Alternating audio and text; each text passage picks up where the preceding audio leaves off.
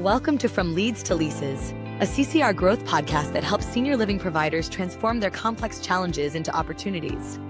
Listen in for stories from industry leaders, innovative strategies, and insights. And with our expertise, learn how to increase occupancy faster, guaranteed. Welcome back to another episode of From Leads to Leases, the podcast where we dive deep into the senior living industry, offering insights, strategies, and stories from the experts at the forefront. I'm your host, Jerry Vinci, CEO of CCR Growth, here to guide you through the evolving landscape of connecting communities with the families and residents they serve. Today, we have a fantastic guest, Rana Baalbaki, who has over 20 years of experience in customer service and currently serves as a lead customer service representative and certified trainer at Kisco Senior Living. Rana is not only the first point of contact for many residents and families, but also an essential figure in the move-in process, ensuring a seamless transition into senior living communities. With her expertise, Rana has created a welcoming environment that helps drive occupancy and fosters a sense of belonging. So in today's episode, we'll explore how the quality of customer service can significantly impact resident satisfaction, how to train teams for exceptional service, and how marketing and sales directors can leverage the resident experience to grow their communities. So Rana, welcome to the show. Hi, thank you, Jerry. Thanks for having me. Absolutely. Thanks for joining us today. My pleasure. So Rana, you've spent 2 decades in customer service, and I love to start every episode just kind of talking about everyone's origin story in senior living because it's so unique for everyone. So you've included this long tenure at Kisco Senior Living. So what led you to the senior living industry, and what do you enjoy most about your role in customer service and resident relations? Yeah, as I mentioned, I have a very big heart for seniors, and I started young, and they always attract me with their experience and stories, since I had my grandma and grandpa back there. And when I came to the state, I was looking into this field, and I got lucky to get hired at a good company for seniors. To be honest with you, I would say Kisco was a great place for me to work, and I learned a lot from them. I really enjoy the connections between my department and the family members and the residents. It's because we become like an extended family. And I really enjoy these connections and the help that we provide, because they call the customer service for every question they have. Everything. For everything, right? So we are the first people to answer and respond to their needs and concerns.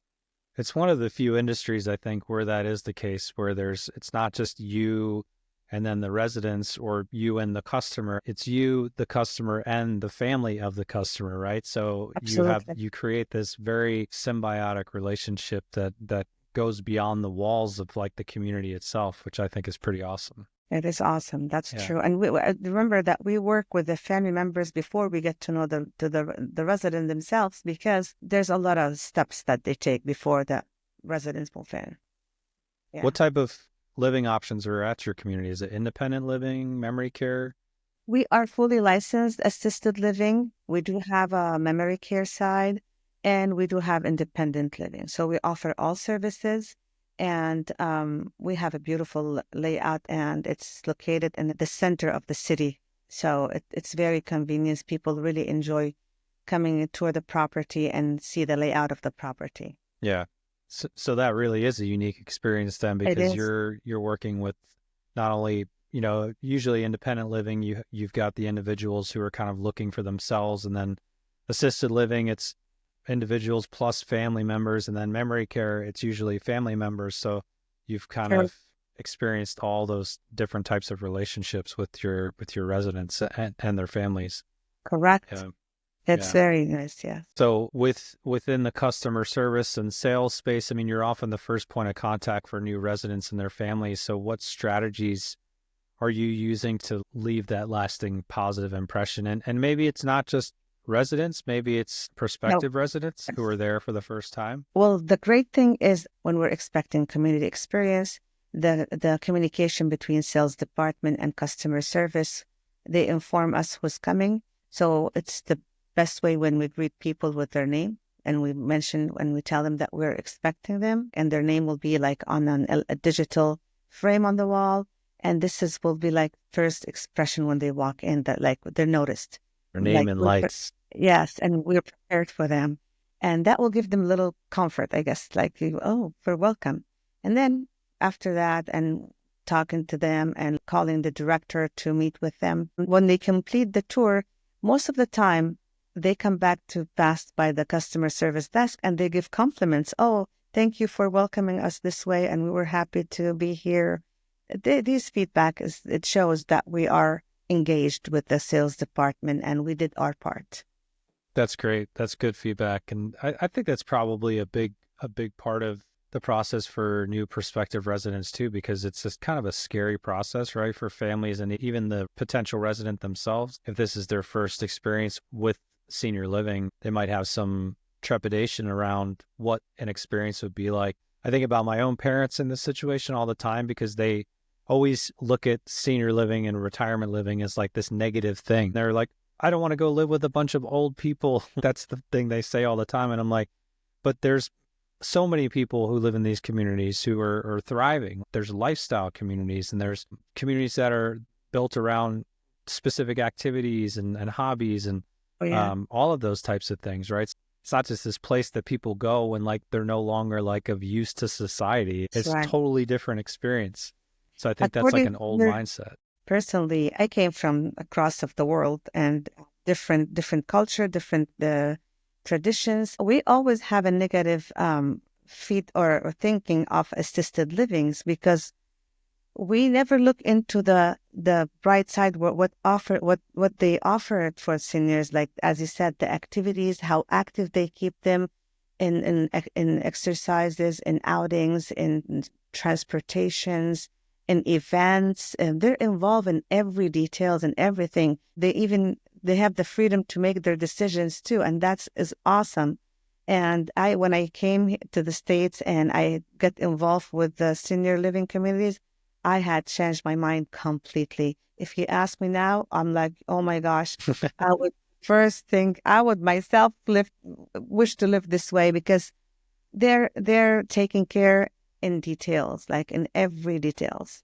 So they're in good hands, especially if like I myself work for a great company and I see the service that they provide, how high end it is and how they look in the residents and keep them involved and how they show the importance on the individuals. It doesn't matter how big the property is or the community or what's our census and how many residents. They are all involved and their decision is taken in consideration. And that's it's awesome. Yeah, I love that. From a cultural background and your country of origin, I mean, how is that typically handled? Is it the expectation that the family would be the caretakers of Yes, it elders? Is always the expectation is the family member. Most of the time, seniors do not leave their house because mostly they stay in their house. Either the family members rotate or if they have a small family members, they just hire a helper and that even live-in helper, or to be on the other end where people cannot afford, not everyone can afford this. There is an assisted living, but it's for needy people back there. So to us, assisted living for needy people, needy residents who cannot afford. So this communities help the seniors to survive or to be taken care of. But here is totally opposite. I mean, here there is different style of communities, but it's most of the assisted living offer, like they're offering high services and it costs highly too. One of my previous guests, she specializes in aromatherapy and works within dementia care. And it's interesting because she's never been to the United States, so she wasn't aware of what our model was here for taking care of our elders. And the countries that she spent the most time in, it's mostly multi-generational homes that are taking care of their loved ones. And for the most part, their life expectancy is a lot higher than here in the States, which I find interesting. But I think that in the States, older adults who do get into some type of assisted living earlier rather than later, they do have longer life expectancy because they are being so well taken care of. I think a lot of people, they wait too long to make that choice for their loved one. And then that also creates a lot of stress in the family because not everybody's built to be a caretaker, right? I mean, it is overwhelming if the residents or the mom or dad need a lot of care. It is overwhelming, and the assisted living choice will be the best for them. And I've seen myself in person that when resident move in, like tired or pale, but then 2 weeks later, this person nourished and walking around. Everybody's rejuvenated. And exactly, looking into the activity calendars. Oh, and what time is this and what time is that? So that's beautiful change. And what every family would love to see their loved one is this energetic and positive, happy where he's at or she's at. Yeah.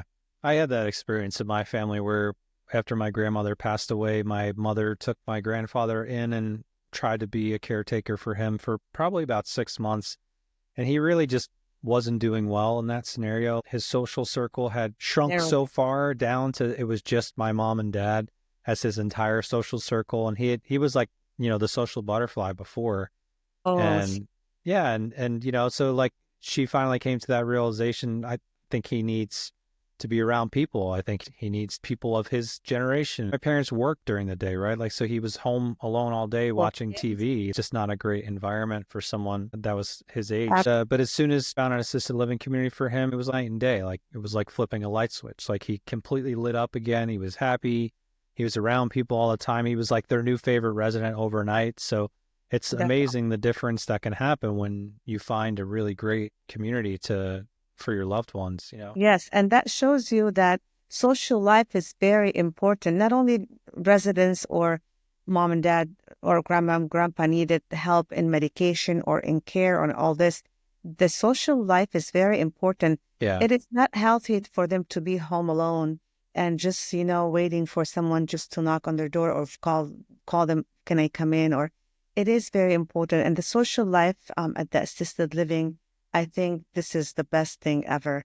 And I worked for Kisco, as you said, for 20 years. This particular property is called Park Terrace. The social hours that they do, we have even family members called to show up and socialize with their mom and dad. And this is awesome because you're not only engaging residents with each other, you're making the family members involved, which is the resident love to see their family around them. So that means you're not in the assisted living, just, left alone, just they'll take care of you and give you social life. No, we're happy to be with you. Yeah. Oh, that's great that you guys do that. And I really think a son should be able to be a son, a daughter should be able to be a daughter and not have to worry about taking on those other roles and responsibilities, That's true, but, sometimes it doesn't happen everywhere. No. And not everybody can afford it either. So that's another... No. I always tell our senior living clients, I said, you better be holding a room for me. I said, I'm 45. I was like, I've got 10 years before I can move in. So I'm ready. I'm saving mine too. So we'll see who's going to compete first. You or I. Yeah. That's awesome. So last time we chatted, we talked a little bit about the move-in process. And I know that can be a stressful time for families and the residents. How do you make that transition smoother and ensure that the residents feel comfortable and welcome from day one? Yes, absolutely. This is very, very important. Day one is the most important day for the resident. But before that, remember the family members are starting the process and moving furniture and getting the place ready for them. And we work hand in hand with the family members in every details. We direct them which way to go park their trucks to load and how they, get to the apartment and all this stuff. And then on top of that, we want to make sure this apartment, after it's furnished, is set for the resident to move in and you're just feeling somehow you're at home. And to have them have this feeling, when they move in the first day, we make sure their pictures hang out on the walls or the TV's hooked up for them. Wi-Fi is available. We have a welcome packet, which includes all the information that what time the meal serves, who's their housekeeping, what time, what day is her cleaning day, what's the activity calendar. We have a monthly activity calendar. We have a daily activity calendar. We have music, what days, happy hours, piano players. All this information is available for them in the packet on the day one. And then when they walk in, our sales director available to welcome, our resident relation director to be present to welcome them, and the concierge team, of course. So all this will be put together through the high skills of communication. We're all looped in at the same time. We're talking about the arrival time, the arrival days, and what the resident likes. So let's say we will have a little, to the concierge team, we'll have a little printout, so and so moving into apartment, this number, and their hobby is this. They like this and that. So we're like looped Oh, that's in. good. That's nice to know. Yeah. It is very important to know the residents, what they like. And they'll be impressed that, oh, I like that. Oh, I like yoga. Or, I like swimming. All these details, they'll be impressed to know too.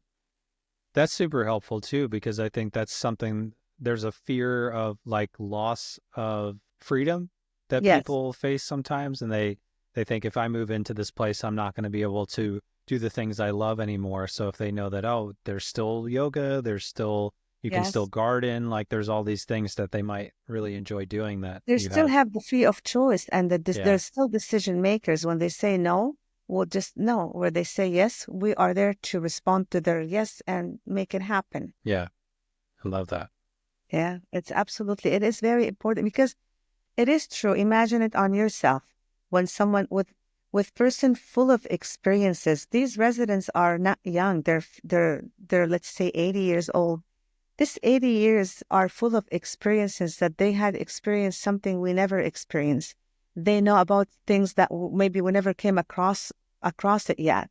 So we must treat them like with like, still they can make their decisions, they can still make their choice, and we take their advice in consideration, and with all respect as well. And when you have a high respect and understanding the person in front of you, everything will become easy. Given your tenure over the last 2 decades in senior living, have you noticed that there are more residents today that are coming in at an older age than there were when you first started, since life expectancy has increased? Along with that, overall health and wellness has seemed to increase as well. So people are in need of assisted living, not at as young an age as in the past. Have you noticed that? I noticed that, and there's two answers to your question.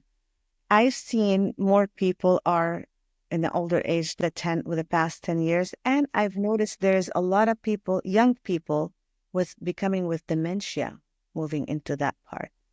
I was very impressed in the past, let's say 5 years.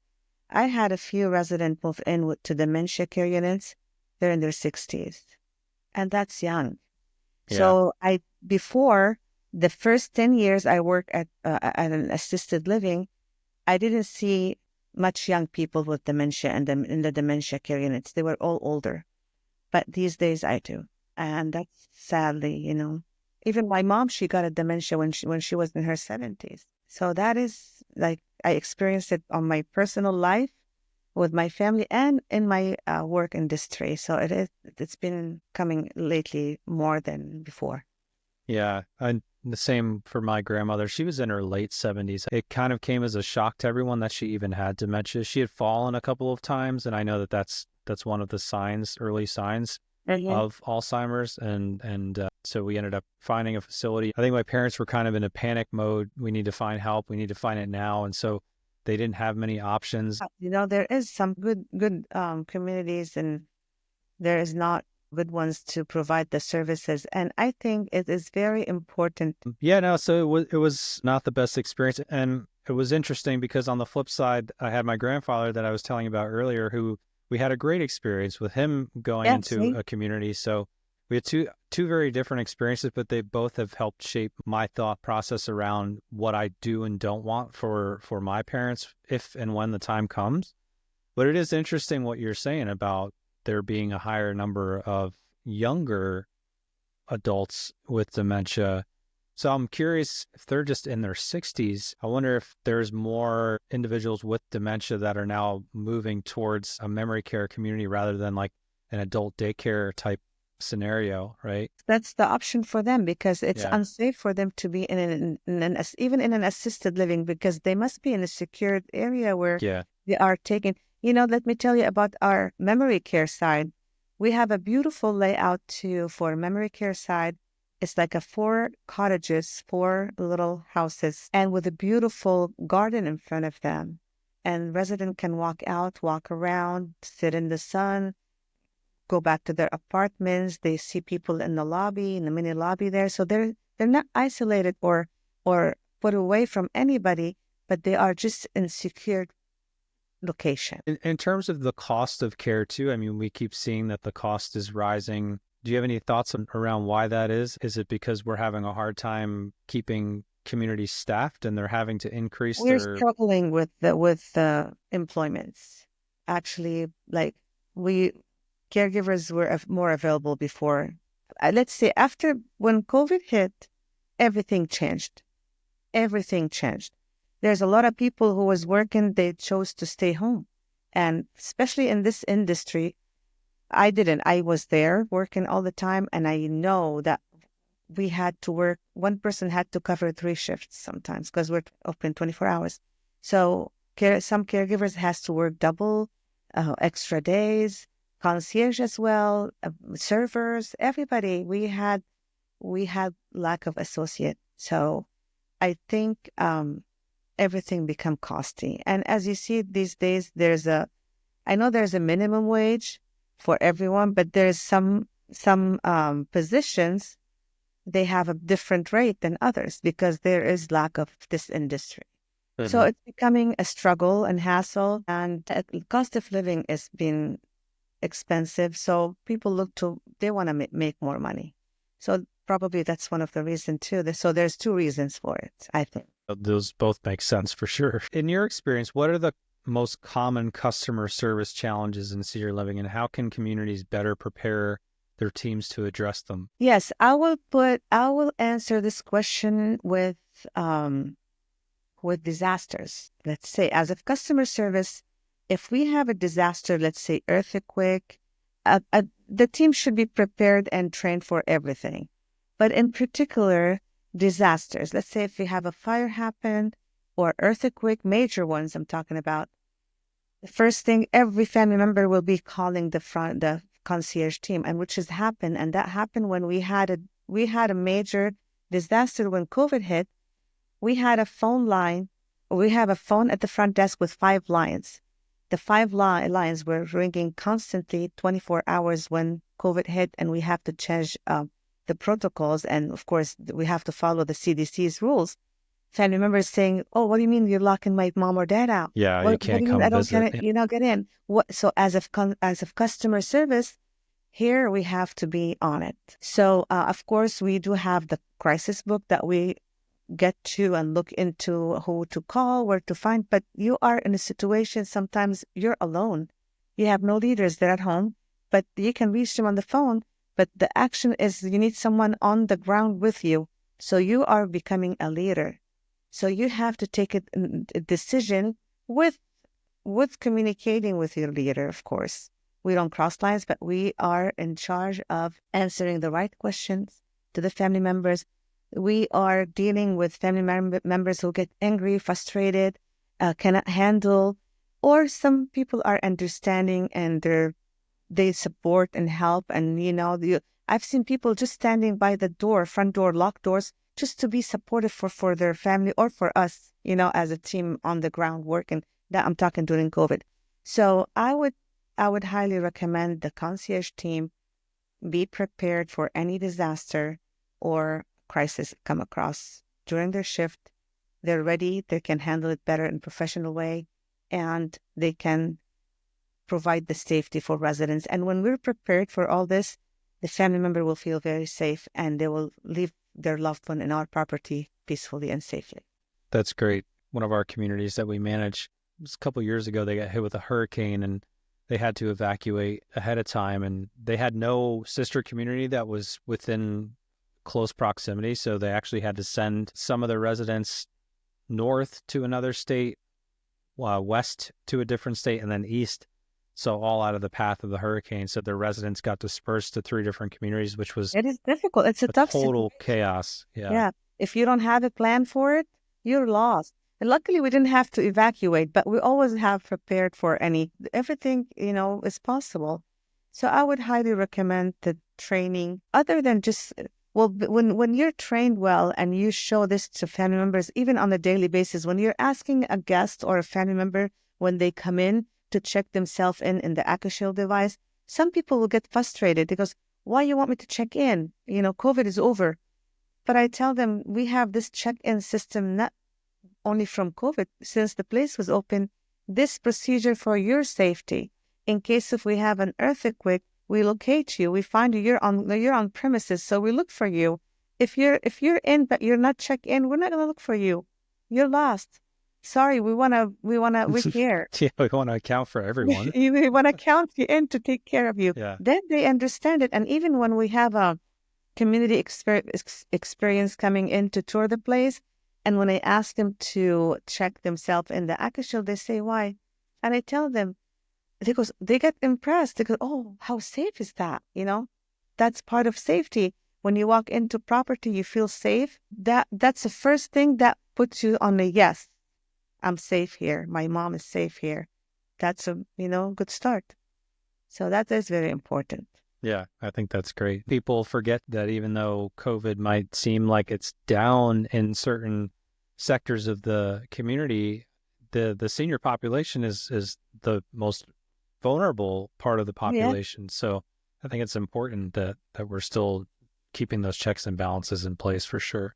Absolutely. Moving the conversation on to lessons for the senior living sales and marketing directors. If there was a piece of advice you could give to them on how to better highlight the customer service experience during tours or as part of their marketing campaigns, what would you tell them?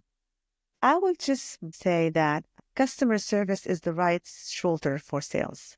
We get the call and we have to be, we are not to lose one sales call. As a concierge or customer service rep who answers the phone, should not lose one call.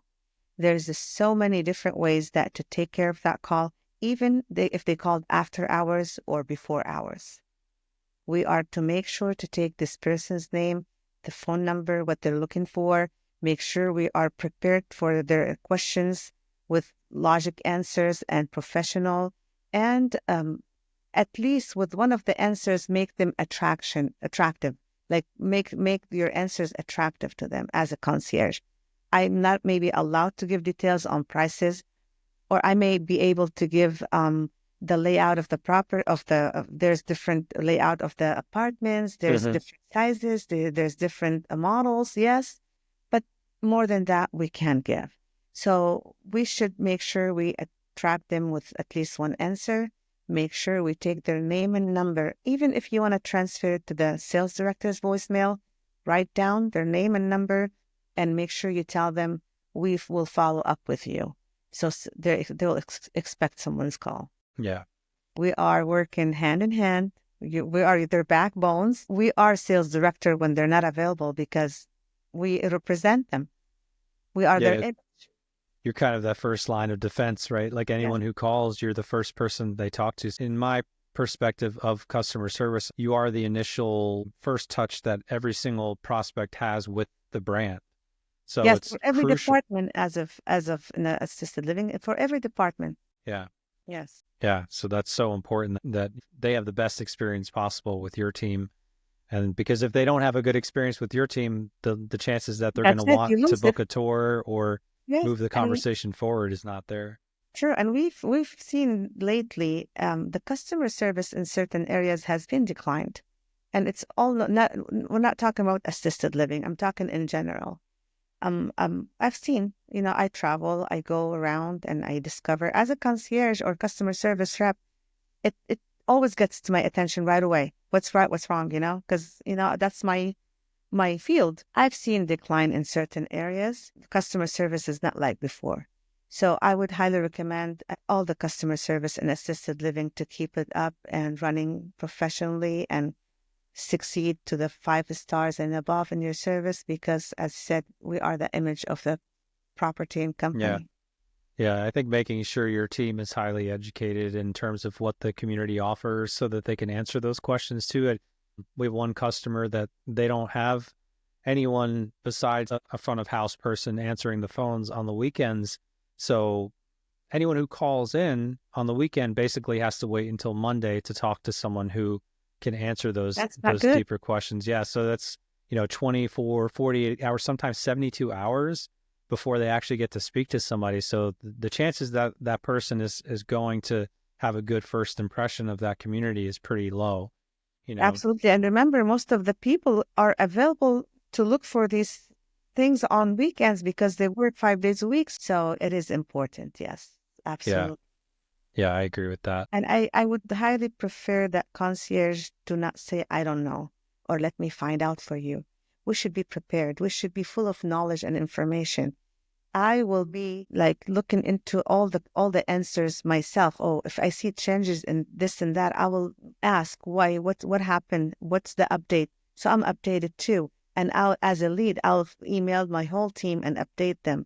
And when I see them in person, I will bring it to their attention. If they haven't read the email, they're already informed too. So there's two ways of communications to make sure things are running the right way. Being in customer service, you're almost a secret shopper, right? Everywhere else you go, you get to pick up on Like, whoa, what what's that? what they're doing or not doing right in terms of customer service. So what do you think is unique to Kisco? What is the secret method to the way that you find success in that space? Well, with Kisco, I've been there for 20 years and they're my only workplace. I think that's unique, because if you're not happy with where you're at, You you'll wouldn't say stay for bye 20 and take years. off, right? And what I like about Kisco is always up to date. Like when you walk into the property, people think, oh, is this a resort? Or they always change the layout of the property, remodeling, like providing the best training for their team, for their associates. They take care of their associate. They offer them 1 meal a day. They do offer all the holidays party. They make them feel important. They do a lot of good stuff for their associates. And I think Kisco has their values and beliefs put out very nicely. And we all like to be a team player, to be professional. They encourage continuous improvement. And that's something amazing when you're working for a company and they support you to continuous improvement. And they help in educations for the staff, They do a lot of good benefits for their associates. 20 years, that shows. That says a lot. No, it does. It does, absolutely. Yeah. And I think that's one of the things that family members, when looking for a community for their loved one, it's the first thing they look at often is the staff. How long has the staff been there? So the fact that if you have people on your team who've been there for 5 years, 10 years, 20 years, I mean, that says so much about that building. See, that's when you're working with loyalty and honesty for a company, and they give you back in a respectful way, and they give you back with they appreciate what you've been doing. That's great. I mean, that's the least you ask for to have from the company you work for. And as you said, family members, when you mentioned the numbers, sales director, when they're having a tour, they introduce the family member to me, and because she's been working here for 20 years, they get impressed. And they asked me, what made you stay that long? I said, well, I love my residents. And I love the layout, my work layout. And there's a lot of, positive. I look for positive things. I don't look for negative. And I've seen a lot of positive in Kisco, especially at Park Terrace. That's the company I work for. So that's the most important, honesty, loyalty, accountability, being professional, honest, all this taking place. Yeah, I love all that. So, Rana, you've provided such valuable insights today. Thank you again for sharing your experiences. Is there any anything else you'd like to add for our listeners, especially those in sales and marketing that we haven't covered? Well, thank you for having me on your show, Jerry. It was a Anytime. pleasure meeting you. And thanks for giving me this opportunity to speak about my role and experience. I hope all what I said is beneficial for people and they'll enjoy what I said. What I would like to say is we're all going through a tough time these days, and everyone's struggling in different areas in different ways. Just be yourself. I'll tell them, be strong, keep up the customer service. I would say, even if I don't get paid for it, I'll keep it up to 7 stars. So keep it up, keep going, and love being positive, and everything will be fine. And towards the sales department, we will definitely work hand in hand. You will be, as I said, the right shoulder to depend on, and we'll look for success together. And my last question to you is, how can our audience stay connected with you and learn more about your work at Kisco? Well, they can look, they can look up KiscoSeniorLiving.com. And we have a page on Instagram called Life at Park Terrace. Okay. They can look that up too, if you're gonna put this in a bio or on your mention. I can add that into the show notes for you. Absolutely. Are you okay if I share your LinkedIn as well? I would love to, if you don't mind. Okay. The Rana, the stylist. Yeah. I appreciate you. Yeah. I appreciate you. You're so awesome. And you'll see all the events that we do at Life at Park Terrace on Instagram. You'll see the property because we have a lot of pictures with the residents as well. Awesome. Yeah, I'll make sure to add that. So, all right. So as we wrap up today's episode, I want to extend a heartfelt thank you to Rana Baalbaki for joining us and sharing her insights into the crucial role of customer service in senior living. Thank you again. Appreciate your time. Thank you, Jerry. Yeah. Appreciate your time too as well. It was a pleasure meeting you. Yeah, absolutely. Thank you. It's clear that her dedication to creating a positive experience for residents and families has had a profound impact on her community. If you want to stay connected with Rana, be sure to follow her on social media and check out the links we've included in the show notes. As always, we hope you found this episode insightful and inspiring. Don't forget to subscribe to our podcast, please, on your favorite platform, and stay tuned for more episodes where we continue to explore the dynamic world of senior living marketing and sales. Also, remember that From Leads to Leases isn't just an audio experience. We're also a video podcast. So if you want to see video versions of our episodes like the one here with Rana, make sure to subscribe to our YouTube or Spotify channels. So I'm Jerry Vinci, CEO of CCR Growth, thanking you for joining us on From Leads to Leases, where we're giving you all of these great senior living industry insights for free and asking nothing in return other than for you to like, subscribe, and share this episode with anyone who might find it useful. I'm truly grateful for your time and attention. Until next time, lead with strategy and with heart. Chat with you again soon. Thank you. You as well. Thanks for listening to From Leads to Leases. Are you ready to fill your rooms faster and increase occupancy? Visit ccrgrowth.com to learn about our Senior Growth Innovation Suite, a proven system to generate highly qualified, tour-ready leads, accelerate sales, and reduce acquisition costs. Let's connect and turn your challenges into opportunities. See you next time.